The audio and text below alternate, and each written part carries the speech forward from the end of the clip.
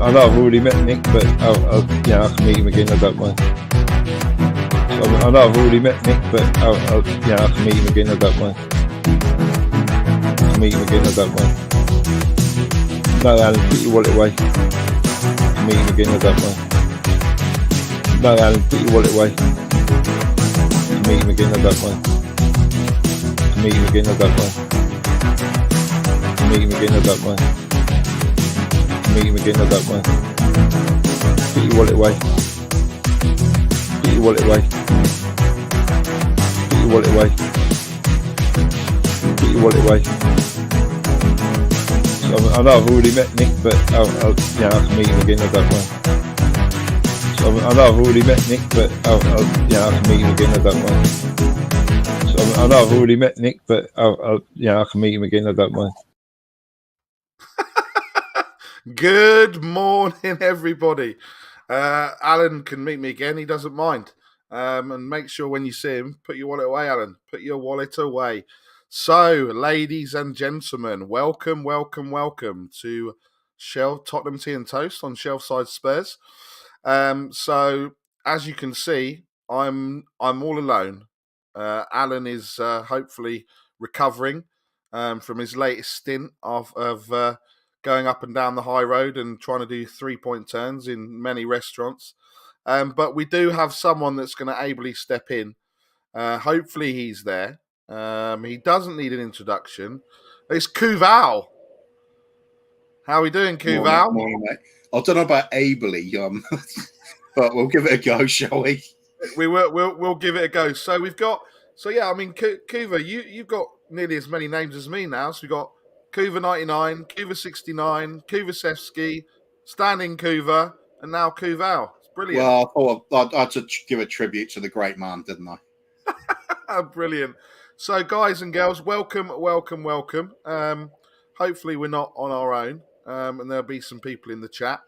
And hopefully some of the new subscribers will be joining us that joined over the weekend after mine and Rez's debut together on We Are Tottenham TV, which we'll get into a little bit later. But first up, let's kind of get into yesterday's performance. So just an overview, Cuba. What did you think of yesterday's game? Not yesterday's game, Saturday's game. Saturday's game, yeah. What's not to like? Weathering a storm. We needed that workout in the first half. We haven't really been tested for a long time and came through it well. Nice to see Hugo's still got some spring in his step. He made a bit of a meal of some of it, but a little bit of unnecessary Hollywood showboat in there at times. But why not? It was a bit of fun, wasn't it? Exactly. I think that first off, what I really liked though was Romero is when everybody else was struggling, he was tending to make things look a little bit more easy. He was when he wanted the ball, he just took it and the player went flying. I just love that about him. Yeah. But yeah, it was a test. We came through it and then just showed how much quality we've got in that second half. Yeah. So what's not to like? I mean, 4-0 away from home. It doesn't matter who you're playing in the Premiership. 4 goals away from home is always good. Yeah, absolutely. And there are some people joining us now. So big up to Carl Simpson, Sushant Busal. Hopefully I've pronounced your name right. If I didn't, then I'm sorry. Mark Scrumpy Cousins is here as well. I guess for me, the news coming out overnight. Big up, Luke. I guess the big news coming out of last night is Matt Doherty's out for the season and more. What are your thoughts on that? Yeah, as soon as I saw the challenge go in, I remember saying to Hollywood Phil, it just looked like knee ligaments straight away. I've had that happen to me. It took me a long time to recover from it. Well, I never really did recover from mine, but it looked serious. You try and run it off a bit, and you know there's something just not quite right. Instantly, I started thinking about the injury to like Paul Gascoigne and things like that. It's so dodgy. Any sort of impact on the side of the knee to hit it either direction can really do some serious damage. That was so full-blooded, that challenge. I mean, I haven't seen anything like that since the 1980s, to be honest. It was old school. It was a Graham Roberts challenge that I would have cheered back then. But Yeah, I Yeah, mean, look, I think it wasn't, it wasn't kind of the only tackle, and I think, really for me, the referee Graham Scott had a big part to play for it. Carl again had the injury, was on crutches for over 12 weeks, and have never recovered 100%. And yeah, look, it's crazy. I think that and more. Christmas, people think after the World Cup, even. So yeah, I'm not from India, oh but come on, Ranjit, you are. when I'm Ranjit, yes, I'm from India. But no, today I am Barry from High Wycombe. But yeah, I think I think Graham Scott played his part in that. That was I mean, it was a terrible performance. A lot of people saying it looked like WrestleMania that first half. And I guess in a way we're lucky that it was only one person that came through without being seriously injured. Yeah, Uh, absolutely. I mean, when we're dishing it out, I would have been enjoying that. But when you're on the other end of it, it's just amazing they're letting stuff go. Because I mean, we thought we saw an end to this sort of over the top aggression in the Premier League. There was a big deal made of it, and cards were coming out very easily for unnecessary sort of force being used. But that's all we were seeing. It was time and time again. Yeah, it was enough to make you angry, wasn't it? Because I thought if anything, if we'd just stepped up and matched them for it and just had a pitch battle, I'd have been all right with that.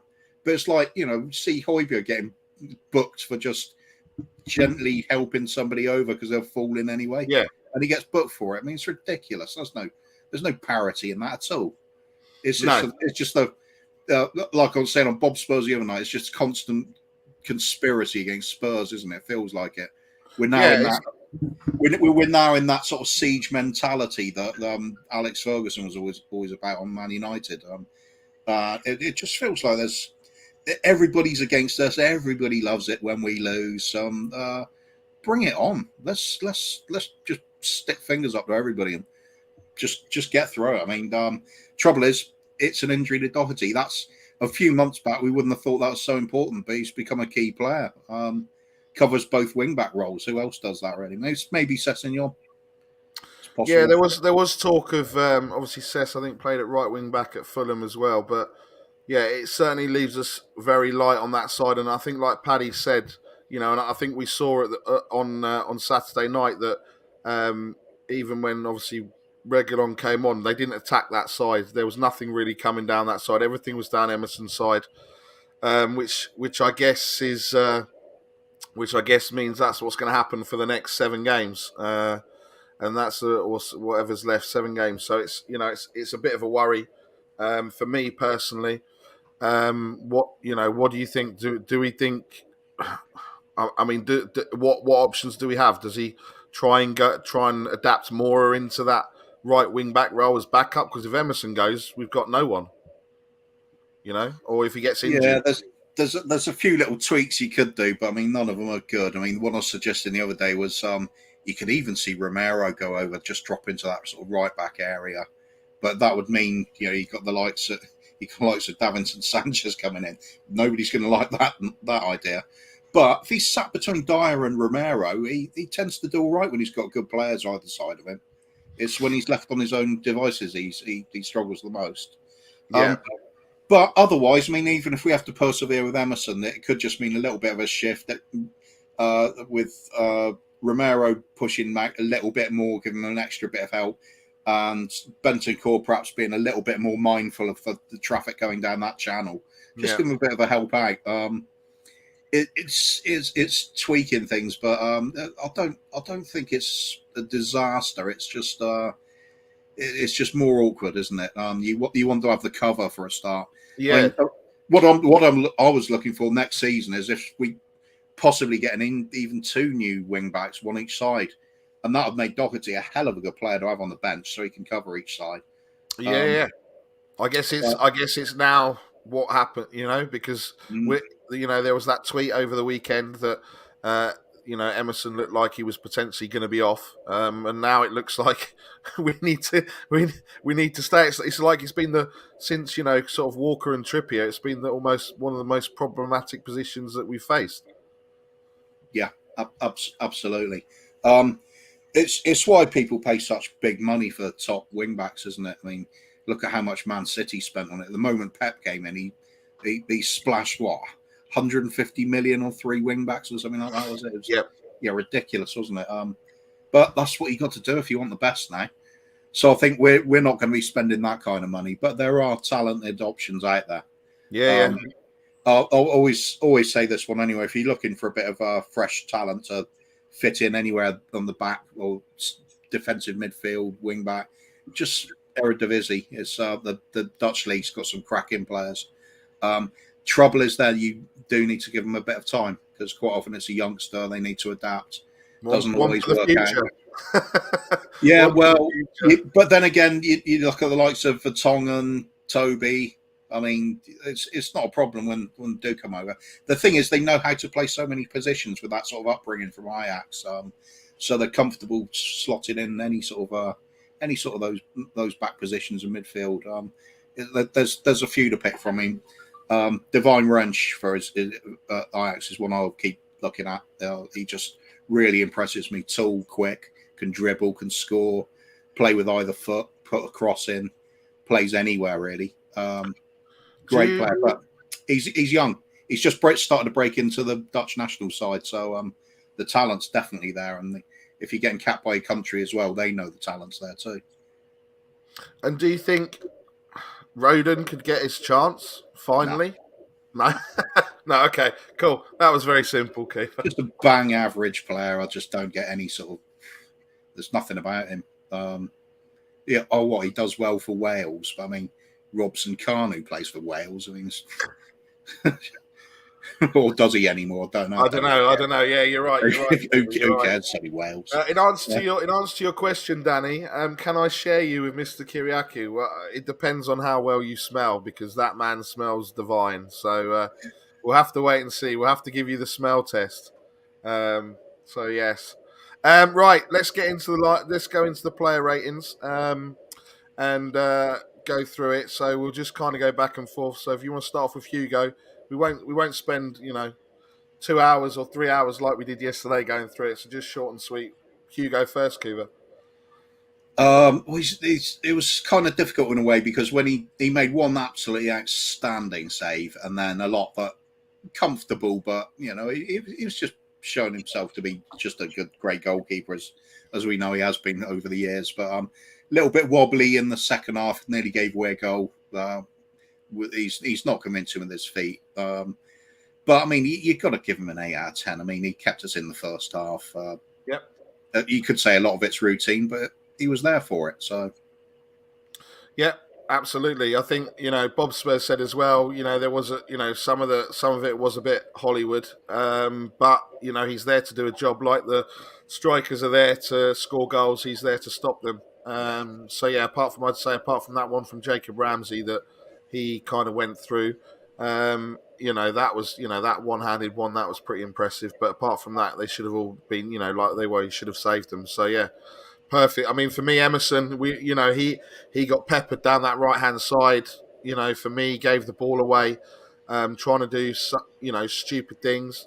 And what else can you say? We know this is where, like you said, we're going to be kind of that's where we're going to get hurt down that side. And if we look at who we're playing the next few games, then we'll just have to wait and we'll just have to kind of wait and see. But yeah, I think we just need to believe he's got his opportunity now. He knows he's going to be there till the end of the season, and we just need to back him. But for me, it was probably a 5 or 6 out of 10 from him. Romero. Yeah, I think the other thing with Hugo as well, people were making a big deal about all the chances Villa missed and missing some sitters and things like that. I just had the feeling that even if they made contact with them, it was one of those days where Hugo would have saved it. It just felt like it. Normally those type of games against those types of games that we play, it's normally the opposition keeper having the kind of games of their life. So it's nice to do that. So I guess we touched on Romero, on Emerson. Is there anything else you wanted to add about him? But nothing. Get rid. Okay, Romero. What were your thoughts on Romero? I just love the bloke.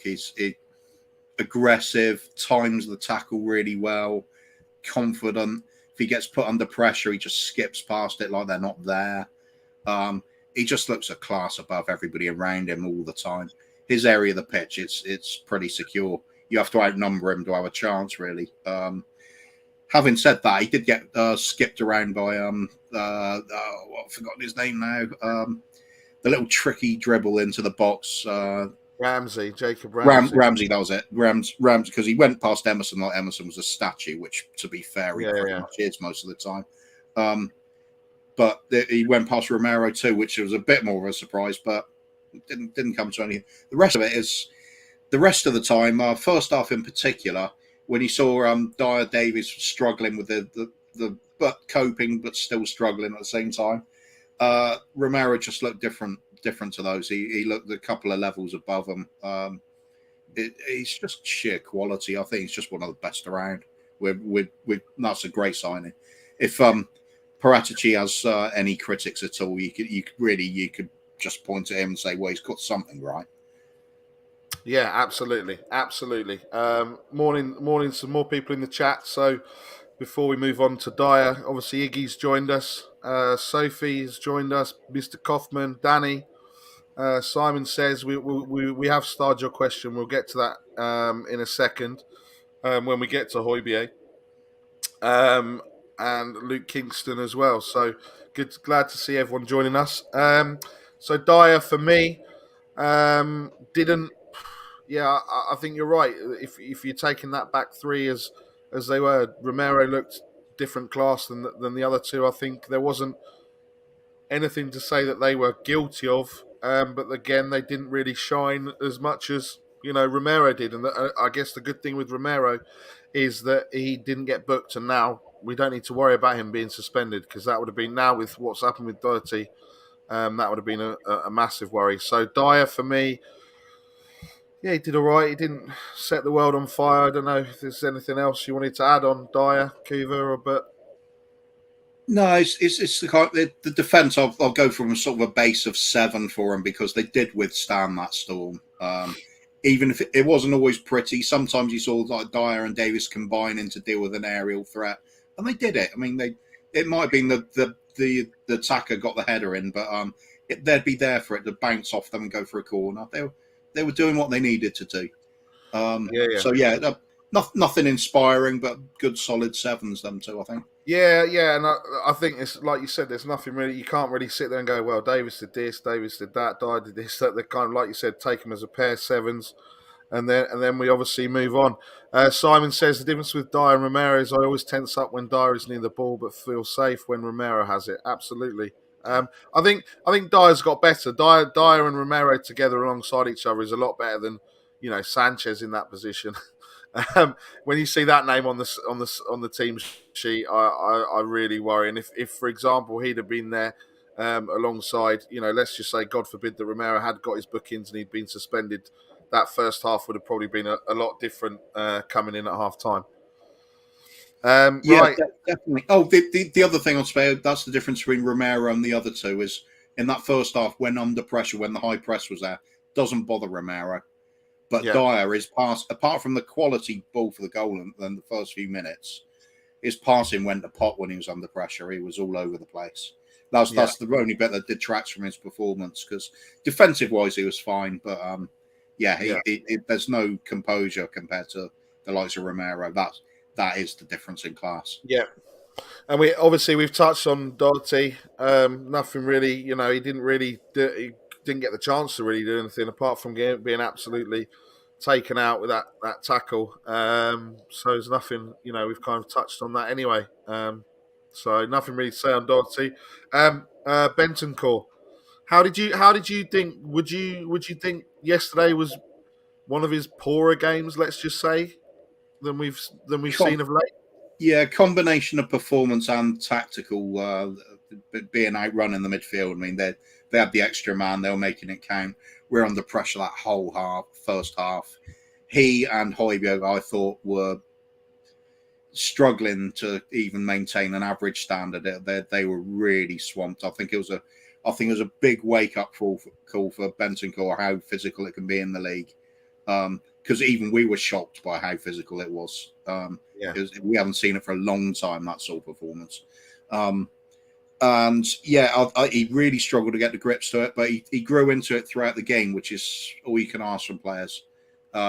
If they had managed to adapt and get their head around the situation and develop into a good performance in the second half, he was pretty decent in the second half. We were under control, had things under control. Little switch in the tactics of playing the ball a bit longer and bypassing the congestion in that sort of defensive midfield area where Bentancur's playing. When he's only done a little bit of the time, he's great. But under siege like that, he was struggling. So was Højbjerg. Yeah, but I think it's good, right? Because obviously with Bentancur and Kulusevski, they may have made. I can't imagine that they'd played in many games as tough as what that was in that first half. And for both of them to kind of come through it and have that experience, like you said at half time, like Conte said and everything else, they changed. They had a word. They changed tactics. They pressed higher up, and obviously had a massive impact in the second half. But yeah, so it's good to see. Alan's in the chat. Morning, Alan. Hope you're feeling well. Not well enough to join us, but well enough to join us to watch. So Højbjerg, did you? I don't know. Getting back to, I guess, the physicality of the game. Did you see that Instagram post that Højbjerg put up about with his legs and the ice pack all over them? I mean, that was just insane. I mean, that was throwback years. That was a 1980s style quad stand shape your legs would be in after a game back then. Yeah, I mean, I don't think anybody was in the team was used to that sort of approach being used on them. But he got on with it, I suppose. He stood up to a lot of it, but at times I felt it's almost like he's not as strong as the opposition, which is a bit strange because we always big him up for that sort of thing. He's putting himself about. But I think with Højbjerg, it's more a case of he's that irritating fly quality about him. He doesn't let you settle on the ball and then puts his foot in. He's making niggles at the opposition rather than absolutely flattens them Romero style. So yeah, he did struggle a bit, but again, he grew into the game a bit more and got to grips in the second half. The tactical change really worked. Yeah, that first half though just completely overrun him and Bentancur. And you can't say it was just one of them. They're both struggling. Yeah, and look, I think he looks like a different player. And Simon's question that he posed earlier, what do we think when Skip comes back soon? Will Højbjerg make way for him? I don't think so. I think the relationship that he's got with Bentancur is the last few games has been exceptional. I don't think he comes back in unless there's an injury or he depending on what Conte wants to do, is he plays all three of them and plays on the double pivot. So I don't know what your thoughts are, Kiva, on that question that Simon brought up. Yeah, it's options, isn't it? One thing I don't see is either Bentancur or Højbjerg being just straight replaced the moment Skip's available, because you've got to get match sharpness back and everything. So I think he'll be eased into it. The nature of the injury as well, it seems like it's just got that feeling there's something that needs to be really carefully managed, and not just thrown straight back into the fold. Skip's just going to have to wait his time, isn't he? Earn his place on the training field, like they always say. There's no panic. There's a good partnership at the moment. No need to break it. Even when we're struggling, they get through in the end. They adapted against Villa. All's good. Skip can just ease himself back in when he's needed. Yeah, then hold on to his place when he performs. And now we get onto the top three, or the front three. Top three maybe as well, but the front three. So Kulusevski, how did you think? Again, I think if we don't neglect the first half, but how pleased were you, and what were your thoughts of Kulusevski when he came out second half and what he did and changed? Well, yeah, I mean, as you said, let's accept that the first half was hard going. We couldn't get the ball to him at all. So obviously quiet then, but as with the rest of the team, grew into it in the second half. The more we got the ball to him, the more he was shining. This bloke's quality. I really like him. Full of invention. He's always got a good idea of what's happening around him. He's always got the ability to pick the passes out. Deceptive with his pace at times. He's not the greatest with acceleration, but when he hits full speed, he's really flying. He's just an intelligent footballer. Intelligent footballer with good technique and a bit of vision. Bloody hell, that's good for this team. Yeah, and at 21 years old, just like you said, it's just incredible to the difference that both him and Bentancur have made, along with Romero coming back in the spine of that team, is just incredible. If we Rez obviously wants to get this out, so gently caress that subscribe button ever so gently with your mouse. No need to impress Richard Keys and smash anything. Share with your friends, share with your enemies, or share even with Share. And obviously put a like in if you are watching. So yeah, Carl Simpson, the front three is so lethal and not one team will stop them from scoring goals. That is why I'm not worried about Royale. No one will outscore us. Absolutely, Carl. The last, we've scored the most goals this calendar year. And I'm sure by the end of it we might have done it the whole season. I don't really understand. I like where they go to a stat to make it sound good because it stops at the start of the year or what have you. So, and yes, Ben, not bad for reject. Hope you're watching, Alex. And yeah, Simon, officially Kane and Son are the best in the Prem ever. I wouldn't disagree with you on that. The amount that they've got the goals and assists record, and the amount that they're both scoring in a team that's not won anything is just incredible. Just incredible. I think Sonny's now in the top 10 as well in the leading scorers for the club. So he's climbing up climbing up the ladder. He can simplify it even more than that and just say, name a team that wouldn't want them.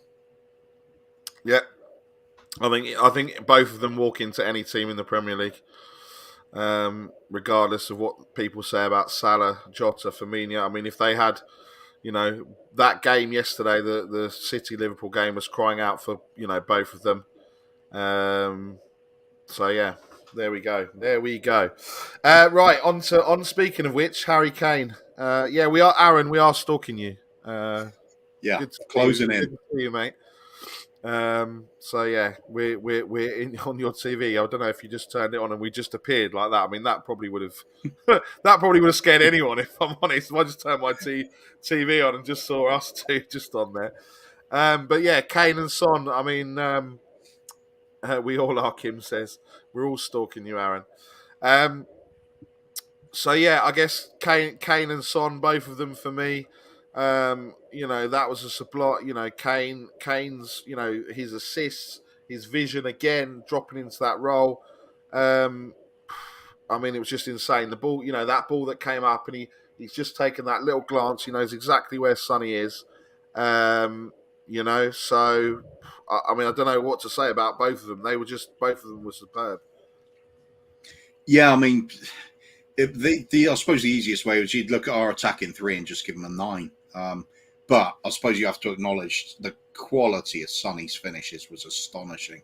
That was 3 and 3 beautiful finishes. Nobody was saving any of those. No. And it's just getting more and more lethal. I mean, we're going on the same conversation I've had a few times recently about purple patches. For me, Sonny's purple patches when he starts scoring more than a goal a game. And I think we're in the start of that till the end of the season. I think he's doing it at just the right time.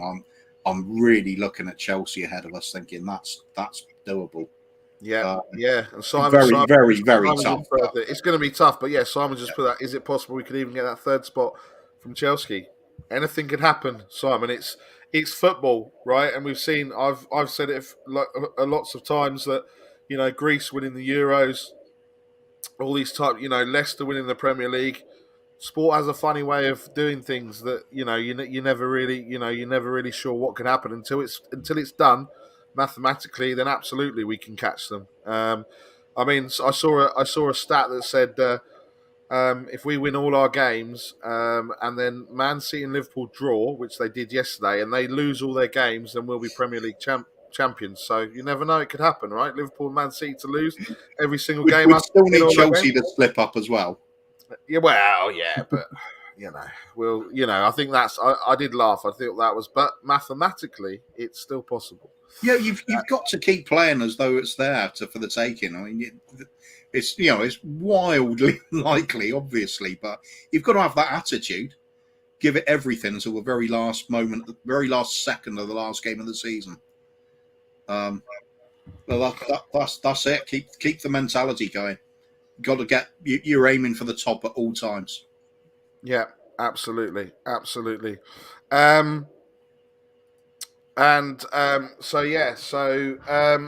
For me, we move on to Brighton um, on Saturday. What are your thoughts for that? Should be a breeze. I mean, Brighton. I mean, they're poor enough that they can only beat Arsenal 2-1. So I mean, they're no Crystal Palace, are they? Yeah, we shall swap them aside. We're past that stage where we're struggling to put their teams away now. When we start creating chances, they're going in there. No problem at all. I think he gets a lot of criticism. Does old Graham Potter at Brighton, but I think he's done a good job there. But they are a limited team, and that's going to make the difference at the end of the day. We've got world-class players who are hitting form now, and they're not going to stop that. Yeah. So 3-0, 4-0, it'll be a comfortable thing again. Okay, cool, perfect. I mean, I think that as well. And if we look at our goal difference and everything else, then I think we're only adding to that on at the weekend, which is brilliant. And obviously, we play before Arsenal, and potentially, or we should be 6 points clear of them with before they even play. So it'll be brilliant. Yeah, Aaron says 3 or 4-0 as well. Let us know what your thoughts are on the result for Saturday while we go into just have a little review of the back pages.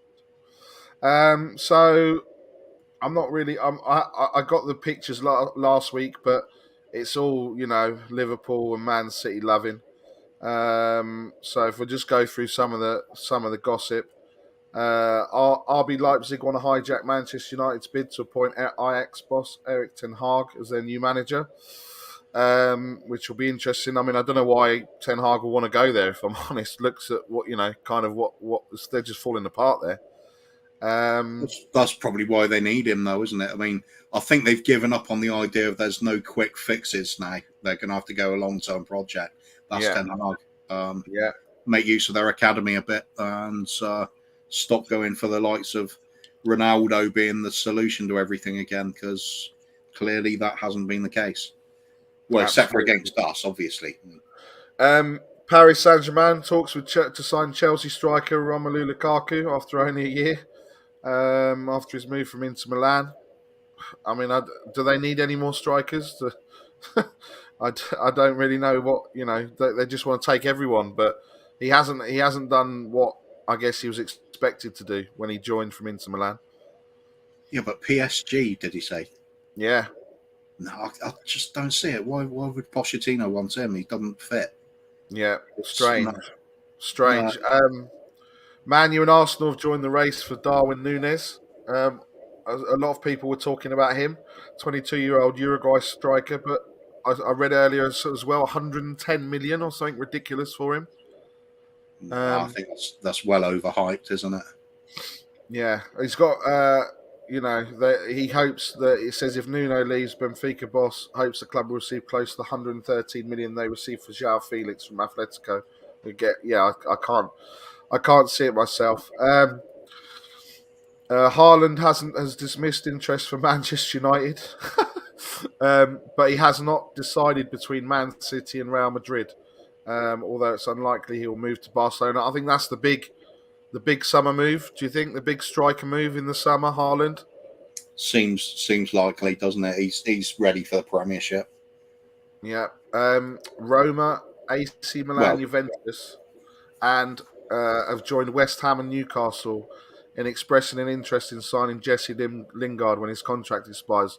Do you think that's someone we should be in for, or the time has passed now? I like Lingard, but we don't need him now. I mean, Kulusevski's here. The urgency has gone for that sort of creative thing we were desperate for. Time's gone. I think the same.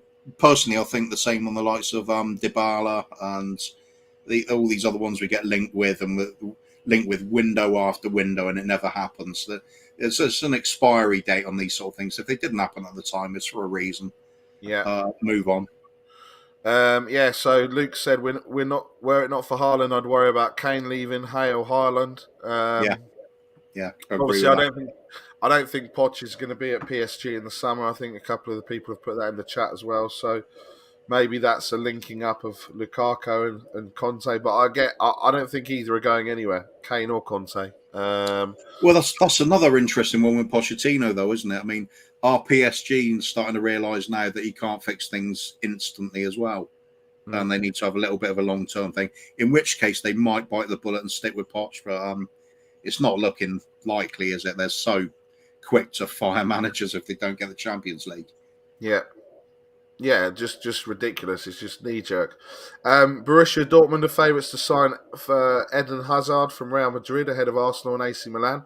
I can't understand. I'm seeing all these things with Arsenal being linked, and it's like, why would anyone go to Arsenal? I mean, they're going to be, probably Europa Conference League, or maybe again they could drop out completely. I'm hoping Hazard does go to Arsenal for huge money. Just become their next Ozil. Yeah. No, I mean that's what they've got a problem is they've got players on massive contracts, and they're also into the habit of players running down their contract into the last year and leaving on a free. It's just ridiculous. And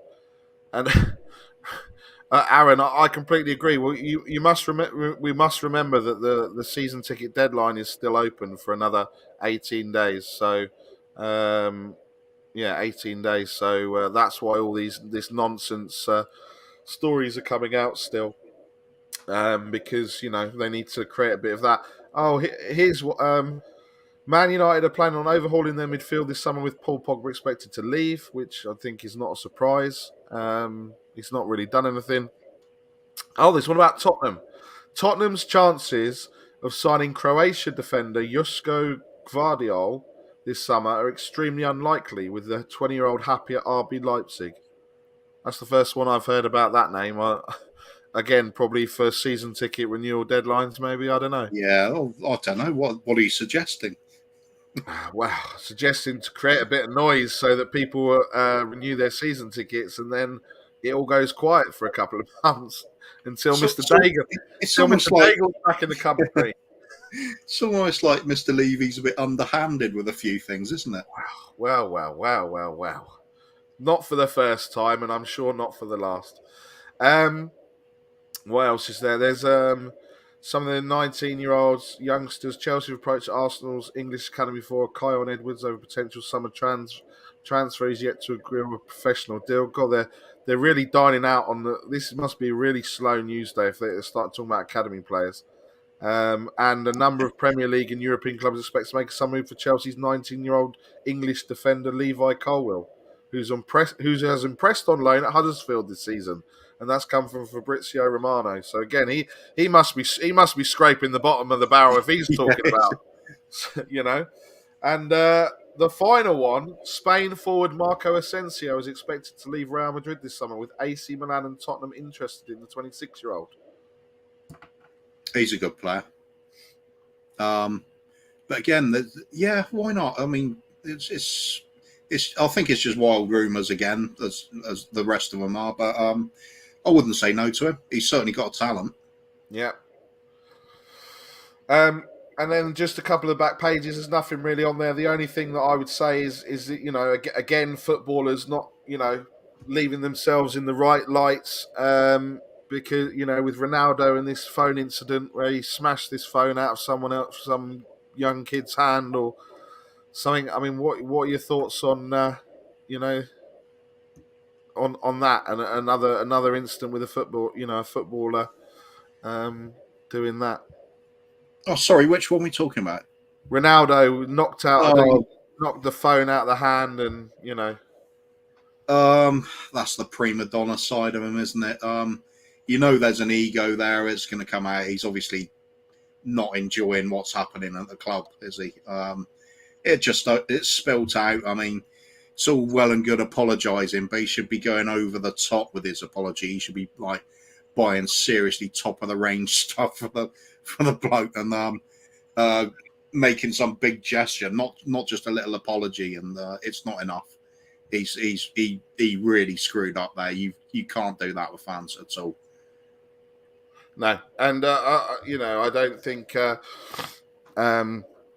I don't, So it just they just think they can do what they like. But what made me laugh is he said, "Oh, I'm sorry, and you can come and watch a game at Old Trafford." Well, I think the guy was an Everton fan, so I'm not really sure why an Everton fan would want to go to Old Trafford anyway. But exactly. Just make a much bigger gesture. It's not like he's short of a penny or two, is it? No, exactly. So give him a car. There you go. Yeah, give him a car. Here's a car. Let's give him a car. Buy him a car. Here's your mobile phone. I'm gonna upgrade it. Next game, you'll get everybody waving mobile phones at him. Everyone will be like, "Ronaldo, knock this out of my hand. Knock this out. Punch me, catch me. Whatever." It's gonna be unbelievable. So if we just go back to the chat. What's happened, Coach? We were just talking about Ronaldo knocking that mobile phone out of the young kid's hand. Aaron says Roy Ronaldo behaves and looks like and displays exactly what all juiced up steroid users do. Well, it's a bit controversial, but you know what? For somebody his age and the physique he's got, makes you wonder. I mean, you don't see too many other players managing to keep that sort of physical peak. Yeah. Ben says give him a Tesla. Yeah, conspiracy theory. Yeah, conspiracy theory. Keep that for Bob Spurs show on Saturday. We're just going back to some of the comments. Is there any questions, Rez, that we need to bring up? I see some. Oh, wait. Maybe the comment there, Coach TPM, maybe is on roids. Perhaps since it was a mobile phone, it would have to be androids. I'll get my.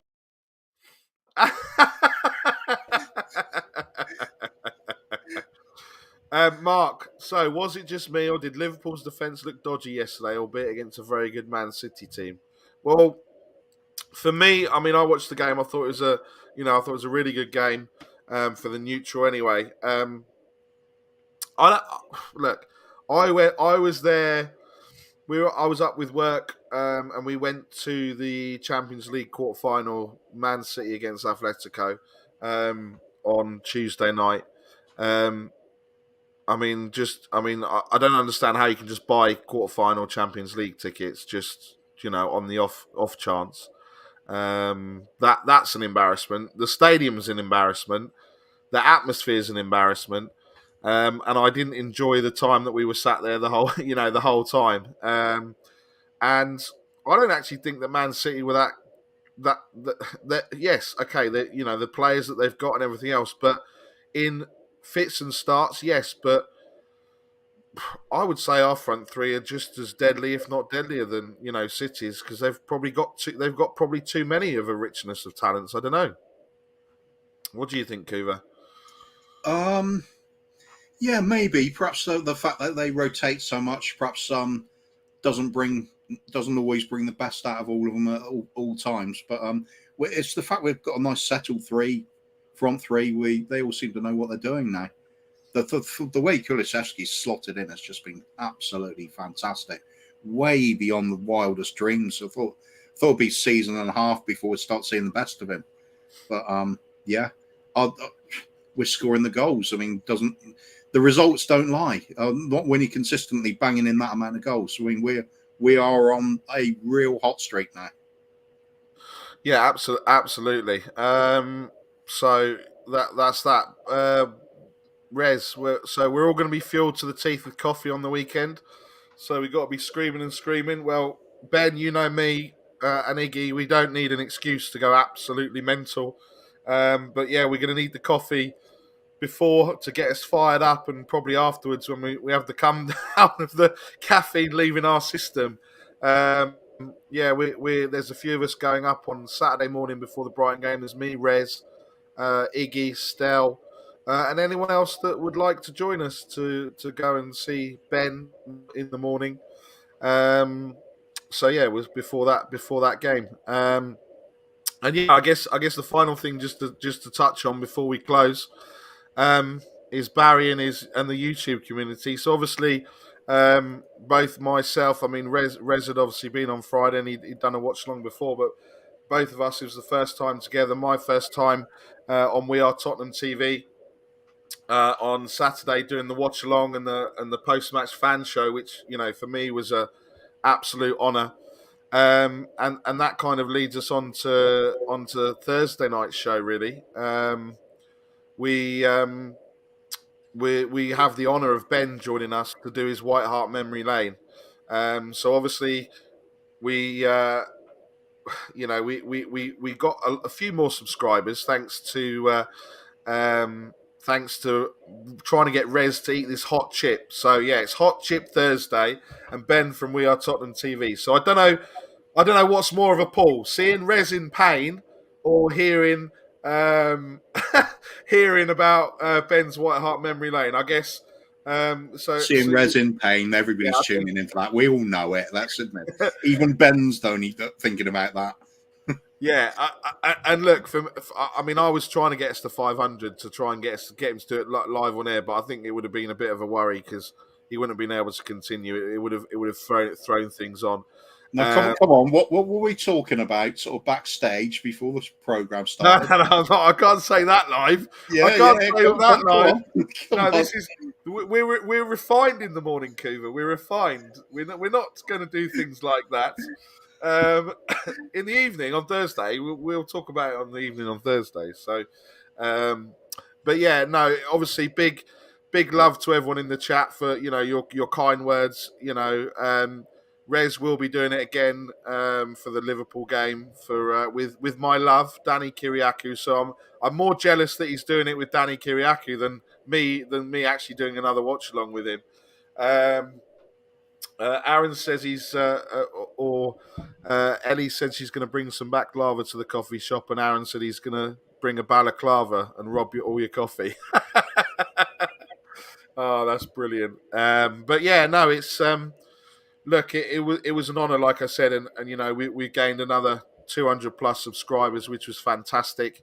Obviously, everyone in chat, the love and support that you've given, Shelfside Spurs, you've given us for what happened at the weekend, and obviously to the new viewers that if you're not with us today, hopefully you'll be with us Thursday night, or you'll obviously watch this back. So, Kuva, we're getting up to the hour mark, or just short of the hour mark, so it's kind of coming to its natural conclusion. I know I don't want to keep you because you've been brilliant. Yeah, where can we find you? You don't want to keep me because we've been brilliant. No, I do want to keep you, but come on, let's not go on for another 3 hours then. Come on, mate. Another 3 hours? Oh, yeah. No, fair enough.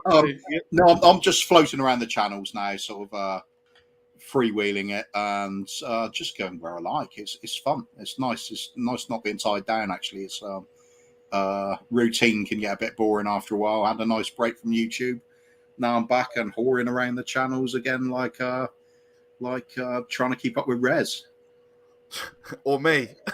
Oh, yeah, come to think of it, yeah. Me or Rez, yeah. So just going back to Thursday's show, 7 o'clock on Shelfside Spurs. That's where you can find us. Like Kuva said, you can find him on various other channels, as you can find me or Rez doing exactly the same thing. So it's been picking up the Hot Chip Thursday on all of them. Yeah, exactly. Definitely, so yeah, definitely. hot chip. So it's going to be the hot chip, a 5-minute afterburn, he's not going to have anything for 5 minutes afterwards. It's going to be interesting. And yeah, absolutely, Ben. Having Ben on Just had a thought. You know that bit on Will Stewart when he does the sudden dramatic music and there's an extreme close up of his face. Should do that on Rez when he's eating it. The super zoom. Yeah. Like in. No, you can't start off like that because we'll get the EastEnders thing. Yeah, I know. We don't. Yeah, like Reza says. We don't. We're not as technical as Will Stewart. It's brilliant to see it. And I loved it when he came on and he did it right at the end. Yeah, so we don't have the tech. We're not as advanced as some other channels.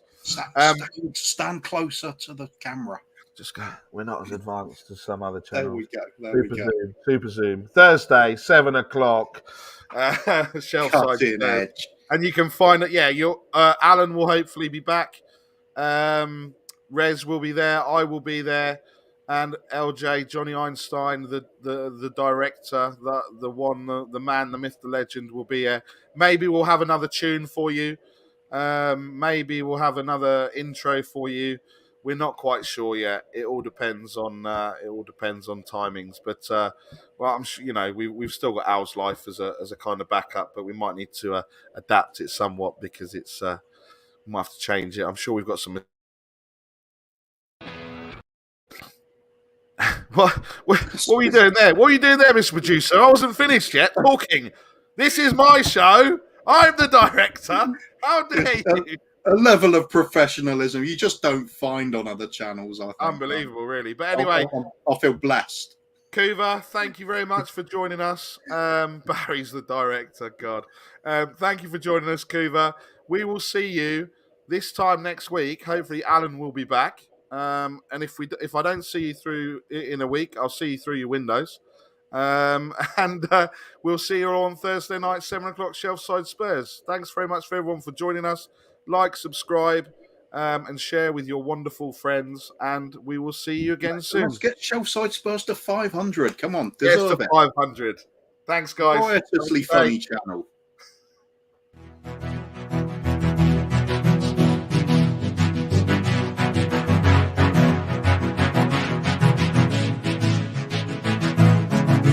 I know I've already met Nick, but I can meet him again. I don't mind. I know I've already met Nick, but I can meet him again. I don't mind. Meet him again. I don't mind. No, Alan, put your wallet away.